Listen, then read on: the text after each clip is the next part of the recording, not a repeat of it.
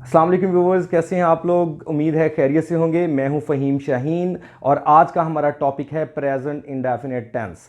आज मैं आपको बताऊंगा प्रेजेंट इंडेफिनिट टेंस क्या होता है। जैसा कि आपको बताया था व्यूवर्स कि पहली टिप पे हमारे होता है प्रेजेंट इंडेफिनिट टेंस। तो व्यूवर्स, सबसे पहले हम पढ़ेंगे प्रेजेंट इंडेफिनिट टेंस की तारीफ। किसी काम का करना, होना, रहना, सहना मौजूदा ज़माना में पाया जाए। व्यूवर्स, कोई भी काम हो उसका करना, रहना, सहना मौजूदा ज़माना में पाया जाए उसको कहते हैं प्रेजेंट इंडेफिनिट टेंस। व्यूवर्स, तारीफ के बाद आती है पहचान कि हम उर्दू में लिखे हुए फ़िक्रात को पहचानेंगे कैसे। जैसे हमारा लास्ट टॉपिक था कि उर्दू में लिखे हुए फ़िक्रात को हम पहचानेंगे कैसे कि कौन सा टेंस है। इसी तरह हम प्रेजेंट इंडेफिनिट टेंस की आज पढ़ेंगे पहचान। उर्दू फ़िक्रात के आखिर में अगर ता है, ती है, ते हैं या ताहू वगैरह आ जाए तो व्यूवर्स इसको हम कहते हैं कि ये टेंस कौन सा है, प्रेजेंट इंडेफिनिट टेंस। क्या क्या चीज़ें आ जाए व्यूवर्स? ता है, ती है, ताहू, ते हैं वगैरह। तो व्यूवर्स, जब उर्दू फिक्रात के आखिर में ता है, ती है, ते हैं वगैरह आ जाए तो हमें पता चल जाएगा कि ये प्रेजेंट इंडेफिनिट टेंस है। तो व्यूवर्स, पहचान के बाद हम चलते हैं इसको बनाने के तरीके की तरफ। सबसे जो इंपॉर्टेंट चीज है इसका जो स्ट्रक्चर है, हमने इसको बनाना कैसे है। तो व्यूवर्स, इसको बनाने का तरीका क्या है?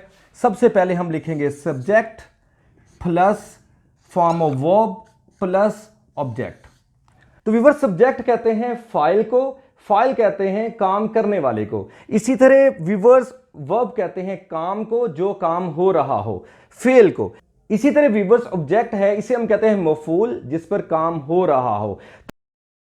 जैसे मैंने व्यूवर्स आपको बताया था, फर्स्ट टिप पे फर्स्ट फॉर्म ऑफ वर्ब और सेकंड टिप पे सेकंड फॉर्म ऑफ वर्ब और थर्ड टिप पे फर्स्ट फॉर्म ऑफ वर्ब। तो हमारा ये प्रेजेंट इंडेफिनिट टेंस है, तो फर्स्ट टिप पे है फर्स्ट फॉर्म ऑफ वर्ब, तो हम यहां पे फर्स्ट फॉर्म ऑफ वर्ब का इस्तेमाल करेंगे।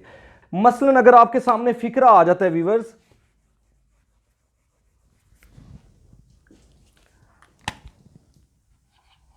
वो स्कूल जाता है।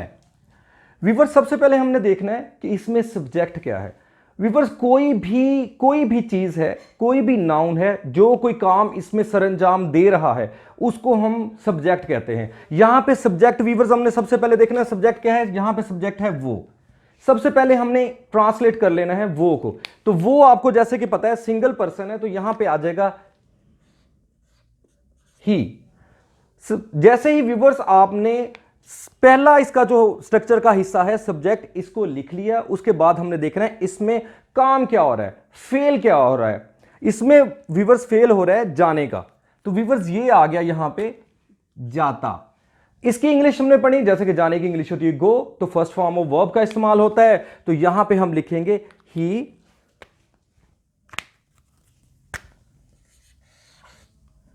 गो। इसके बाद व्यूवर्स हमने देखना है इसमें ऑब्जेक्ट क्या है। ऑब्जेक्ट जिस पर काम हो रहा हो, तो व्यूवर्स यहां पे स्कूल के जाने का काम हो रहा है, स्कूल पे काम हो रहा है, तो यहां पे हम लिखेंगे टू स्कूल। व्यूवर्स, यहां पे मैंने लिखा है ही गो टू स्कूल। तो व्यूवर्स, यहां पे एक मेन चीज है बताने वाली, वो मैंने इसको स्ट्रक्चर को पूरा इसलिए नहीं किया कि वो पहले मैं आपको बताऊंगा फिर यहां पे लिखूंगा। व्यूवर्स, इसका एक रूल है प्रेजेंट इंडेफिनिट टेंस का। इसमें हम क्या करते हैं, ही, शी, इट या कोई व्यूवर्स सिंगुलर नेम हो। व्यूवर्स, ही, शी, इट या कोई सिंगुलर नेम हो, वाहिद नाम हो, तो वर्ब की पहली फॉर्म के साथ हमने क्या लिखना है, एस या ईएस। तो व्यूवर्स, ये भी मैं आपको बताता चलूं कि एस किसके साथ लगेगा और ईएस किसके साथ लगेगा। तो व्यूवर्स, ये भी आप देख लें, ही, शी, इट या कोई सिंगुलर नेम होगा तो उसके साथ एस या ईएस लगता है। तो व्यूवर्स, अगर आ जाए वर्ड के लास्ट में C H, S H, double S, O या एक्स, व्यूवर्स जब किसी भी वर्ब के लास्ट में ये वर्ड्स आ जाएंगे तो आपने क्या करना है, उसके साथ वीवर्स ईएस लगाना है।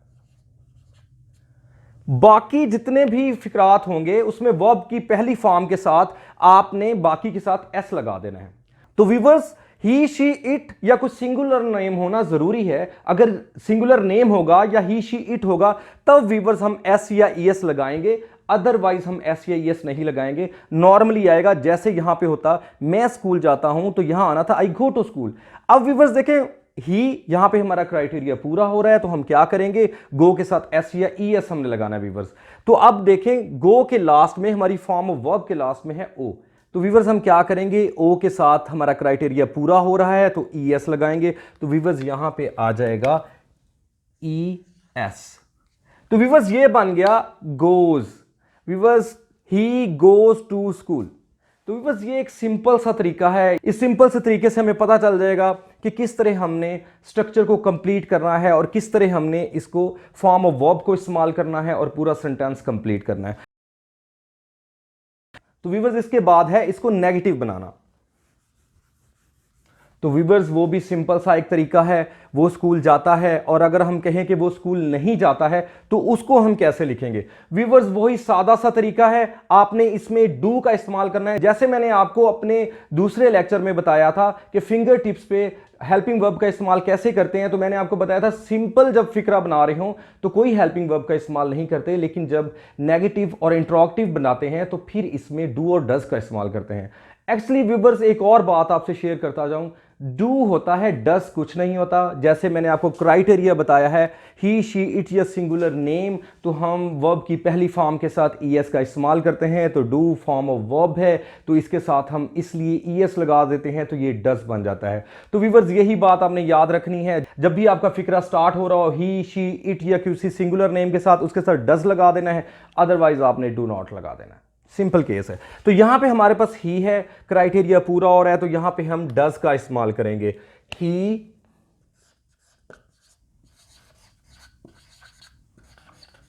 Does not go to school. Viewers यहां पे एक और बात याद रखने वाली है कि जब आपने स्टार्ट में एक फॉर्म ऑफ वर्ब के साथ एस या एस का इस्तेमाल करना है तो सेकंड दफा यूज नहीं करना। सेकंड दफा आपने फॉर्म ऑफ वर्ब के साथ एस या एस का इस्तेमाल नहीं करना, बस सिंगल टाइम यूज होगा। तो यहां पे हमने डू के साथ ईएस लगा दिया, डज लगा दिया, तो हम नेक्स्ट गो में ईएस नहीं लगाएंगे। यहां पे ईएस खत्म होके यहां पे आ गया he does not go to school. तो वीवर्स इसी तरह इंट्रोगेटिव जब हम बनाएंगे तो क्या करेंगे, क्या वो स्कूल जाता है। तो वीवर्स हमने सिंपली क्या करना है, डज को स्टार्ट में ले आना है। डज ही गो टू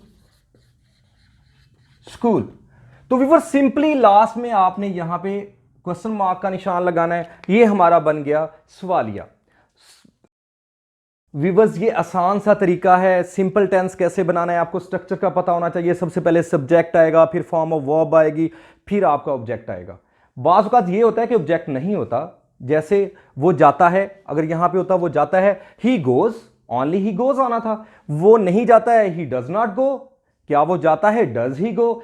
और वीवर्स एक और भी इसमें स्ट्रक्चर होता है, अगर आपके पास नेगेटिव और इंट्रोगेटिव इकट्ठा आ गया, क्या वो स्कूल जाता है, तो फिर आपने क्या करना है, वीवर्स नॉट अपनी जगह पे ही रहेगा, डज ही नॉट, नॉट अपनी जगह पे वीवर्स रहेगा। यहां पे इसको वीवर्स आपने चेंज नहीं करना, ये अपनी जगह पे रहेगा, does he not go to school. इसमें आपका मनफी भी आ गया और इंट्रोगेटिव भी आ गया, सवाली और मनफी इकट्ठा हो गया। तो व्यूअर्स ये एक आसान सा तरीका था आप लोगों को प्रेजेंट टेंस करवाने का। इसी तरह बहुत सारे फिक्रे हैं, अगर उसको हम करना चाहें तो आप घर में प्रैक्टिस कर लीजिएगा, आपको पता चल जाएगा कि किस तरह सेंटेंस मेकिंग करते हैं। अगर आप मुझे कहते हैं तो एक मैं आपको एस या ई एस के बिना वाला फिक्रा भी करवा देता हूं।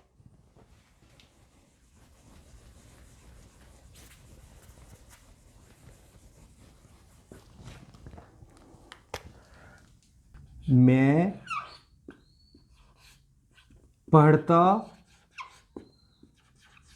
हूं। व्यूअर्स देखें इसमें दोनों चीजों की शनाख्त है। यहां पे आपको हूं से पता चल गया कि ये प्रेजेंट टेंस है और ता से पता चल गया कि ये इंडेफिनिट टेंस है। तो व्यूअर्स इसमें है मैं पढ़ता हूं, जैसे मैंने आपको क्राइटेरिया बताया था, ही शी इट या कोई सिंगुलर नेम होगा तो वर्ब की पहली फॉर्म के साथ एस या ईएस लगाते हैं, बट यहां पे एस या ईएस का यूज नहीं होगा। As like this, I read. यहां पे व्यूअर्स दो चीजें थी, एक सब्जेक्ट था, एक फॉर्म ऑफ वर्ब थी, यहां पे कोई ऑब्जेक्ट नहीं है। अगर व्यूअर यहां पे होता मैं किताब पढ़ता हूं तो I read a book, I read book, तो यहां पे फिर हमने ऑब्जेक्ट लगाना था, यहां पे अब ऑब्जेक्ट नहीं है तो यहां पे ऑब्जेक्ट का यूज नहीं होगा। आई रीड, यहां पे एस या ईएस का इस्तेमाल नहीं होगा क्योंकि यहां पे क्राइटेरिया नहीं है, यहां पे सिंपली क्या है, आई। तुम पढ़ते हो तो यहां पे यू रीड आ जाना था। अब मैं नहीं पढ़ता हूं तो I to not read. Simply viewers इसी तरह, क्या मैं पढ़ता हूं, डू आई रीड। व्यूअर्स ये सिंपल सा तरीका था प्रेजेंट इंडेफिनिट टेंस का। इसके बाद हम नेक्स्ट अपने लेक्चर में करेंगे पास्ट इंडेफिनिट टेंस। तब तक व्यूअर्स अपना ख्याल रखिएगा, मिलते हैं नेक्स्ट लेक्चर में, तब तक के लिए अल्लाह हाफिज।